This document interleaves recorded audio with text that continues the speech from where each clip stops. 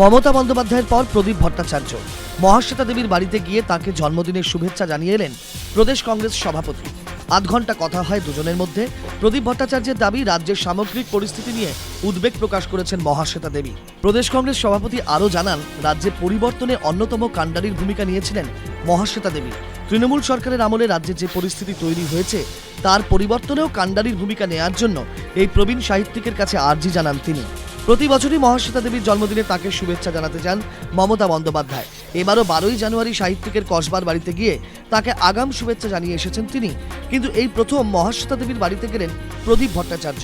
স্বাভাবিকভাবেই প্রশ্ন উঠছে, কেন? তৃণমূলের অভিযোগ, রাজনীতি করতেই মহাশ্বেতা দেবীর বাড়িতে প্রদেশ কংগ্রেস সভাপতি, যদিও সে অভিযোগ খারিজ করে দেন প্রদীপ ভট্টাচার্য।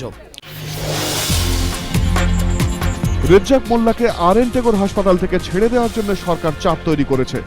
বিরোধীদের এই অভিযোগের মাঝেই হাসপাতাল কর্তৃপক্ষকে চিঠি পাঠাচ্ছেন পরিবহন মন্ত্রী মদন মিত্র।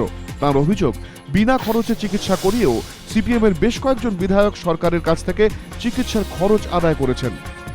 তাই তিনি হাসপাতাল কর্তৃপক্ষের কাছে জানতে চাইবেন, গত 10-15 বছরে সিপিএমের কতজন নেতামন্ত্রী বিনা খরচে সেই হাসপাতালে চিকিৎসা করিয়েছেন। মদন মিত্রের হুঁশিয়ারি, প্রয়োজনে বিষয়টি তিনি বিধানসভাতেও তুলবেন। মদন মিত্র চিঠি লেখা প্রসঙ্গে তীব্র কটাক্ষ করেন বিরোধী দলনেতা। বলেন, পরিবহন দপ্তর কবে থেকে স্বাস্থ্য দপ্তর দেখতে শুরু করলো জানি না। সরকারকে প্রতিহিংসা পরায়ণ বলে আক্রমণ করে তার মন্তব্য, অসুস্থ রেজ্জাক মোল্লা কেমন আছেন তার খোঁজ না নিয়ে কে কবে হাসপাতালে ভর্তি হয়েছেন মন্ত্রী সেই খোঁজ নিচ্ছেন। নাম না করে এবার বিদ্রোহী ভূপতি বোপান্না সোমদেবদের উদ্দেশ্যে ফোরহ্যান্ড রাজ্যপালের। সোমবার সকালে সাউথ ক্লাবে একটি টেনিস টুর্নামেন্টের উদ্বোধনে এসে এম.কে. নারায়ণন বলেন, ভারতীয় টেনিস এই মুহূর্তে খুব অস্বস্তির জায়গায়। রাজ্যপালের মতে, যত বড়ই মহাতারকা হন, ব্যক্তি কখনোই খেলার আগে হতে পারেন না। তারকাদের ব্যক্তিগত ইগো ছেড়ে দেশের সম্মানকেই অগ্রাধিকার দেওয়া উচিত।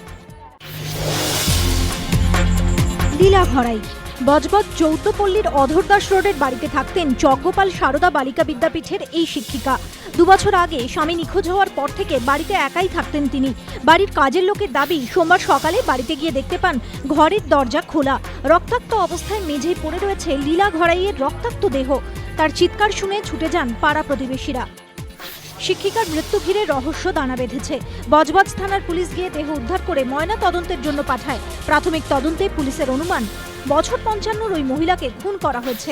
ভারী কোনো বস্তু দিয়ে মহিলার মাথায় খুব জোরে আঘাত করার ফলেই মৃত্যু হয়েছে। পুলিশের অনুমান, ঘটনার পিছনে হাত রয়েছে কোনো পরিচিত ব্যক্তির, কারণ ঘরের দরজা খোলা ছিল। পুলিশের সন্দেহ, পরিচিত এই ব্যক্তিকে দেখেই লীলা ঘরাই দরজা খুলেছিলেন। শিক্ষিকার ঘরের জিনিসপত্র লণ্ডভণ্ড ছিল।